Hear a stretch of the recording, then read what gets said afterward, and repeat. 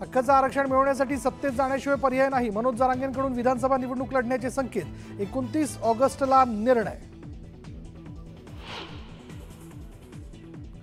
स्वतःचा पक्ष वाचवण्यासाठी काही जण माझ्यावर तुटून पडले. जरांगेंचं नाव न घेता राज ठाकरेंवर हल्लाबोल उचकावण्याचा प्रयत्न होत असल्याचा घणाघात.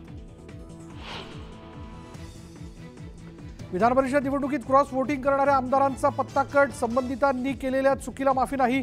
नाना पटोलेंचा इशारा. राज्यपाल पदासाठी आनंद अडसुळांचा महायुतीला अल्टिमेटम. 15 दिवसात निर्णय न झाल्यास राणांच्या जात प्रमाणपत्राला क्युरेटिव्ह पिटिशनद्वारे देणार आव्हान. आमदार अपात्रता प्रकरणी सुप्रीम कोर्टाने अजित पवारांच्या राष्ट्रवादीला दिली 3 आठवड्यांची मुदत. अजित पवारांची विनंती मान्य. बांगलादेशातील अराजकतेनंतर भारतात आलेल्या शेख हसीना यांना धक्का. अमेरिकेकडून व्हिसा रद्द तर इंग्लंडकडून राजाश्रय मिळणार नसल्याचं स्पष्ट.